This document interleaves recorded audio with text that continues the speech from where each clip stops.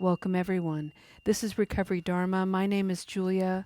I'm so happy to be here today to talk about Shantideva, an 8th century monk whose wisdom is alive and relevant today. Our beautiful sentiment of metta, loving kindness, is on this painting that I did, this scribble. And this one reads, "May you stay open. May you stay open."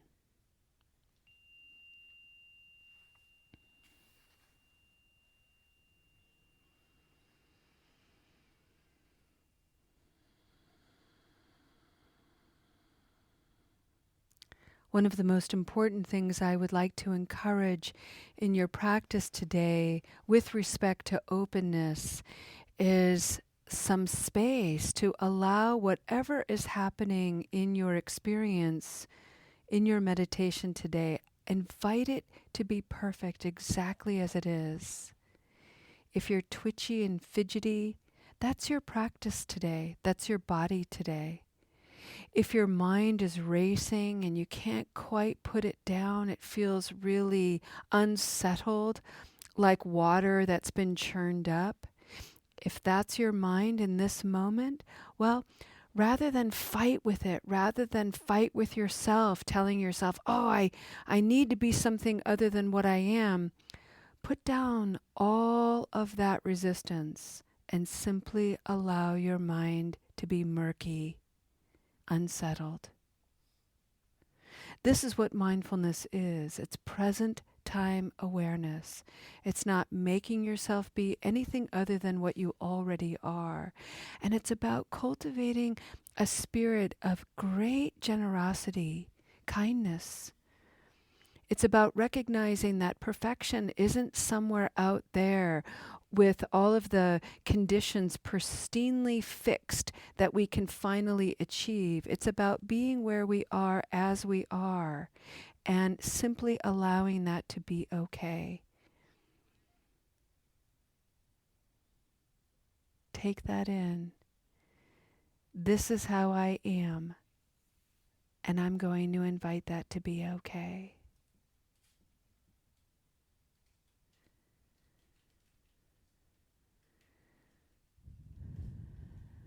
Breathe that in.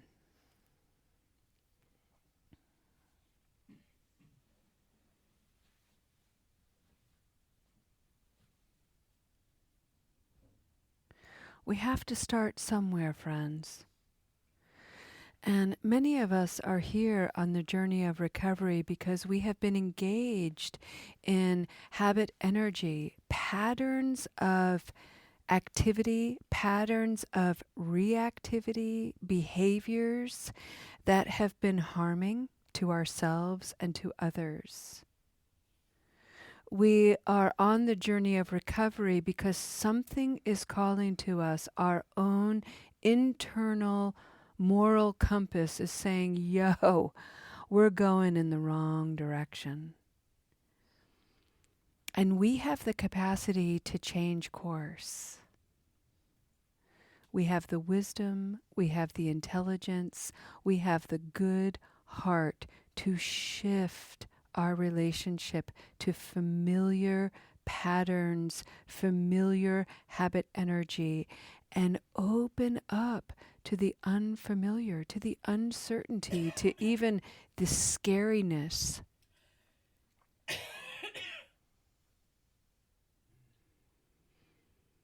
Coming to a Buddhist practice is new and different, and it's amazing that you're here.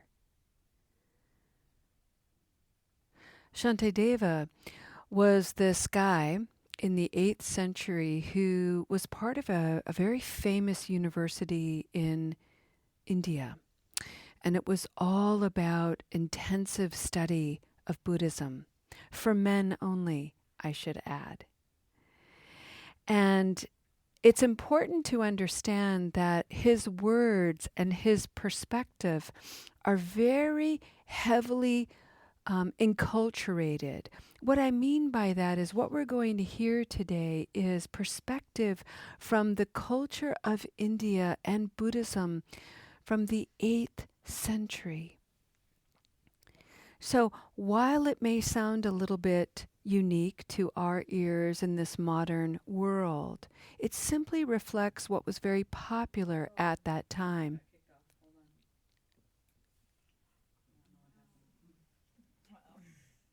So this is our time to invite it to be perfect. They're all freaking out though. They're all gonna have to sign on again. Yeah. You're not on, are you? No. Nope. I'll go ahead and. Sign in. Okay. Fascinating. So I have a question. Yeah. Okay, so why do you put those things in the middle? What is this called? This is an altar. That's an altar. So Yeah. What do you put in it? Like, to know it when you're not at home. Anything that's meaningful to you. Okay. It could be a cookie. Mm-hmm. It could be a sock that you can't find its partner. It could be anything. It could be a stone that matters to you, flowers. It's like a special offering. Yep, it's an offering. These candles were donated to us, and they're energetic. So there's one that's called healing, another called rebirth, and so then excuse me just a minute, Cammie. I'm gonna get. Okay. Like they cost very much usually. They can. I would say upwards $10 or more. Okay, Lo, you should be on. Do you want to admit all? They're like, woohoo! Okay, hold on. Let me get this on. Can you say something to me? Hello, hello, hello. Good to go. Alrighty. So isn't it wonderful? How is everybody doing with inviting it to be perfect? Thumbs up? Yeah, look at all those thumbs up. Isn't it great? I know. It's like, what? What happened? And then you can just hear my sort of annoying little chirping voice like, oh, it's just perfect. It just is. We don't have to worry. None of us are doing surgery, I hope. That'd be terrible. We're all just here sitting and enjoying each other and practicing, so we're A-okay. And I was talking about Shantideva, this wonderful 8th century monk, and I was talking about some of his perspective and his language that might seem a little unusual to our ears. I'm going to read a few verses today.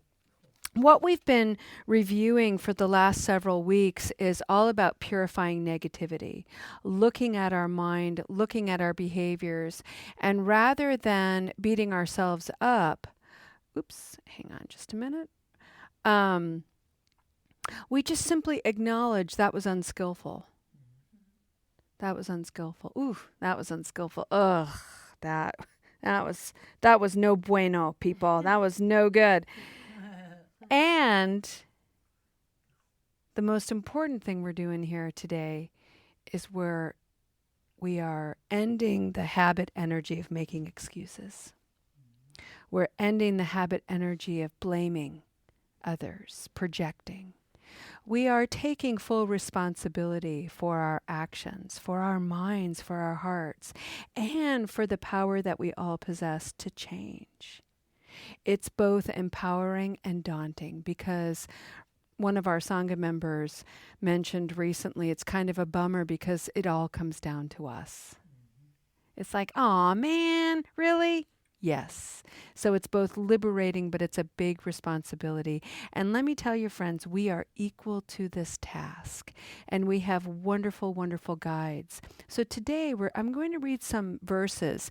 And the thing that Shantideva is doing that's very, very Buddhist is he's taking refuge. And what that means is finding shelter. We take refuge in this community all the time, and we take refuge in community. We find shelter with one another. Shantideva is taking refuge in the bodhisattvas, the 8 great bodhisattvas. And for those of you who aren't familiar with what that word is, culturally speaking, a bodhisattva is someone who has awakened, somebody who really understands the conditions of suffering for themselves and others and has devoted their lives to alleviating suffering.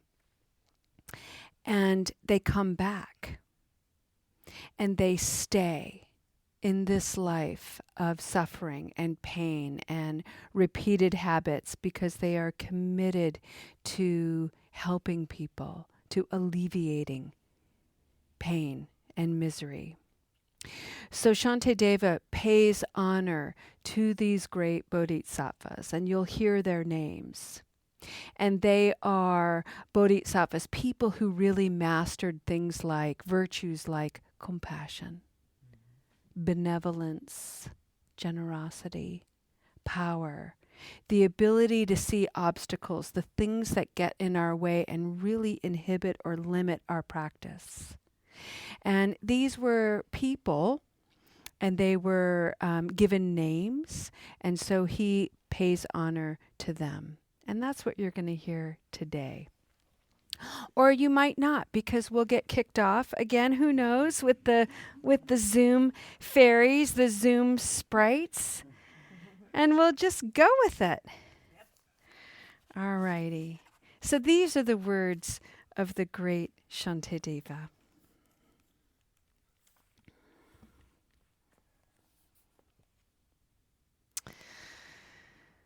To the protector, Avalokiteshvara, who is the great bodhisattva of compassion, who acts unerringly out of compassion, I utter this desperate cry for help.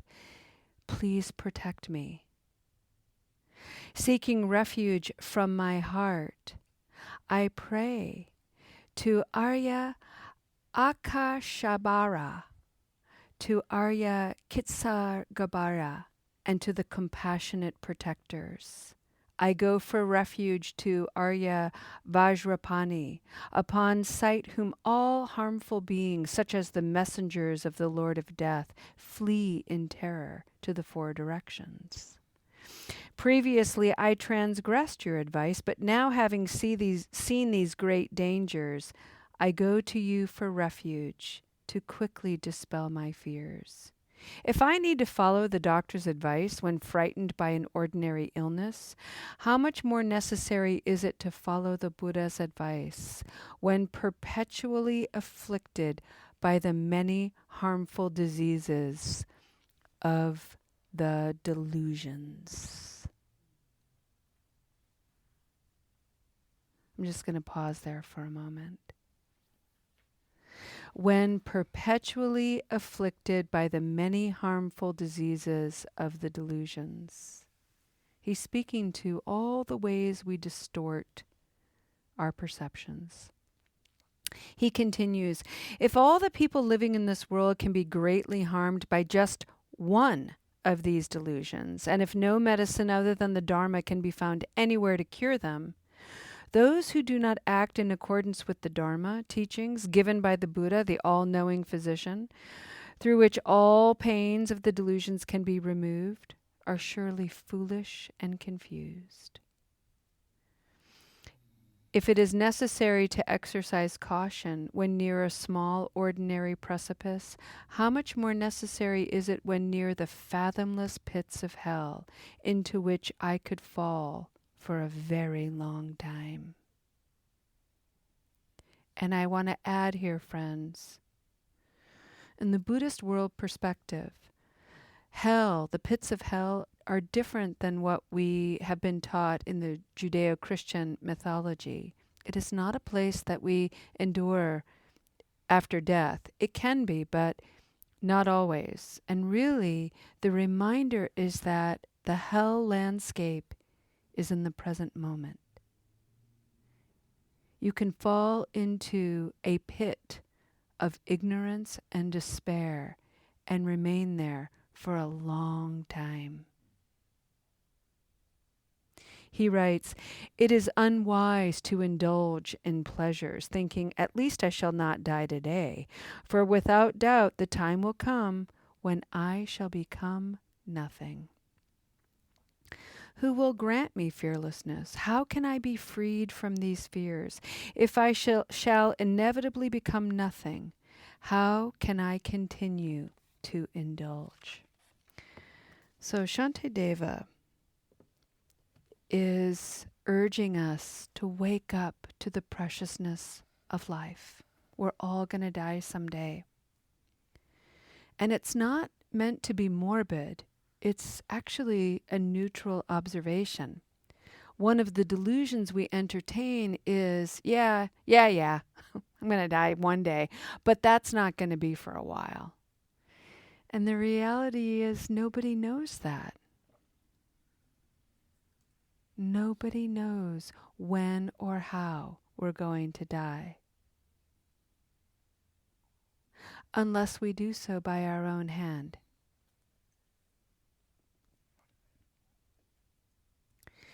And so for him, it's a reminder to awaken to not only indulgences, but distractions, habits that keep us away from the preciousness of being alive, keep us in that place of delusion, distortion, despair, misery. And remember that there are practitioners. We are held by ancestors, ancient practitioners who mastered the way. We can take refuge in their guidance. And we can come back to practices of compassion, benevolence, gentility, protection, grounding in the earth, looking at what's getting in our way, wisdom.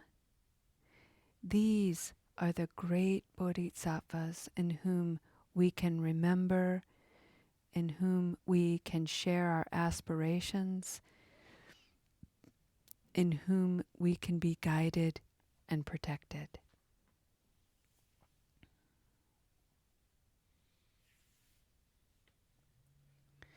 This chapter is an invitation to purify negativity.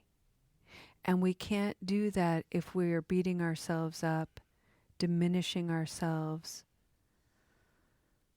holding on to regrets that we're not actually using to guide us and strengthen us, but we're using as weapons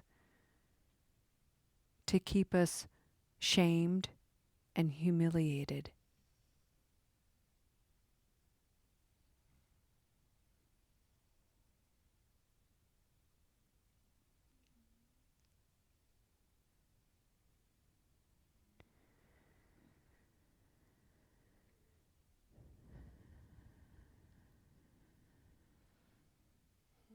It is important to remember that your presence here is a great act of kindness.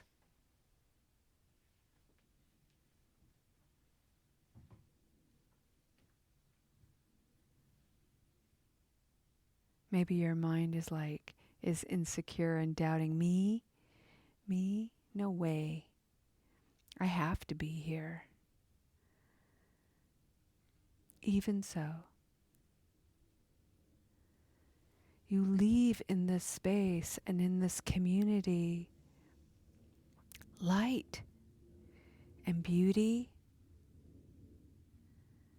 and precious wonder. And these are qualities and virtues that feed and nurture loving kindness, joy, compassion, care.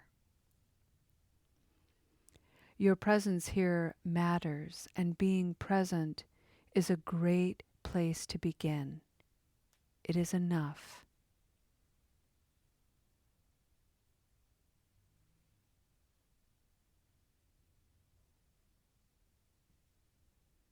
It is enough.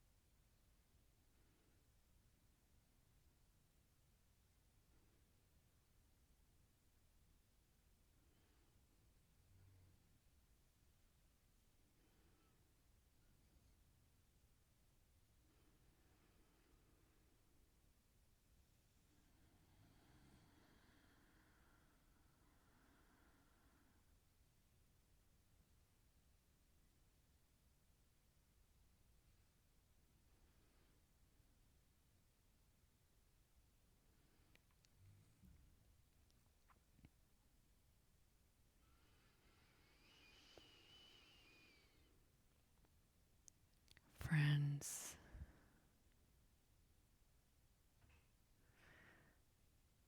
Whether you can allow yourself 30 minutes to pause and meditate, or whether you have 30 seconds,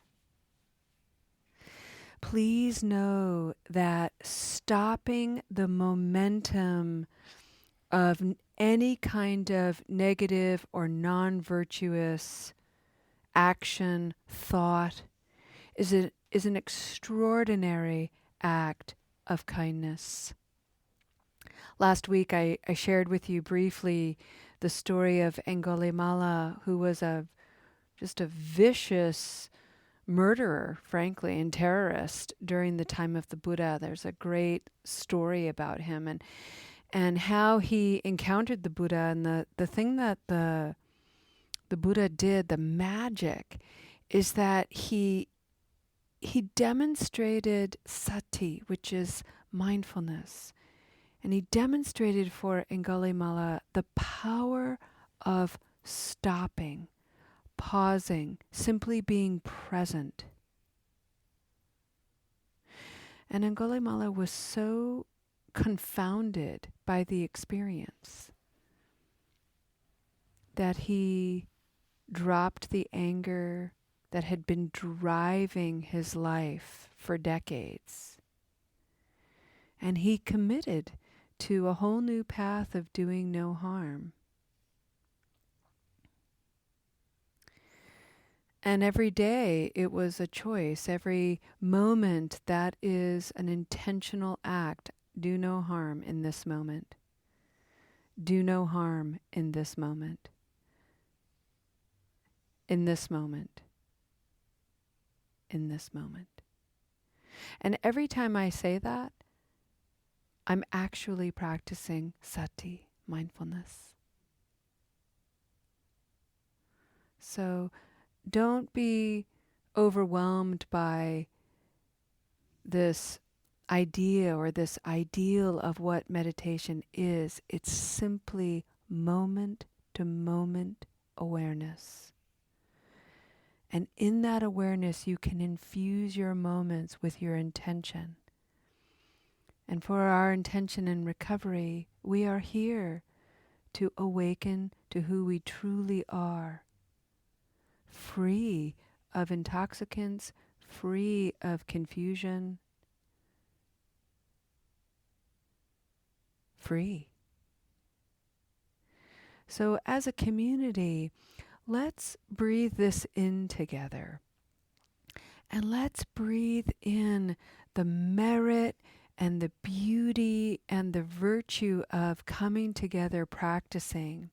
And we'll breathe this in together, and on the exhalation, let's exhale with an intention of peace. Peace for ourselves, and by extension, peace toward everyone we encounter today. Breathing in.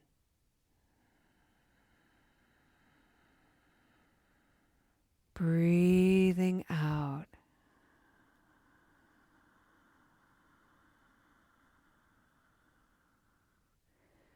Breathing in.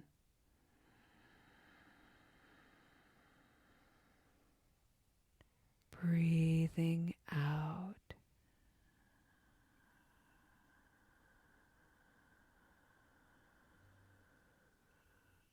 One more time. Breathing in.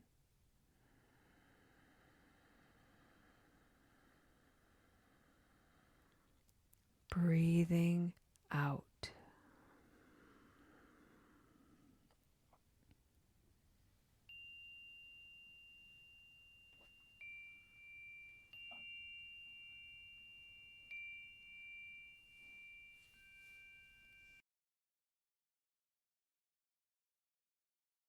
Good. Friends, let's go ahead and end our practice today with a dedication of merit. The dedication of merit is all about recognizing that what we've done here today is good. Just think about it.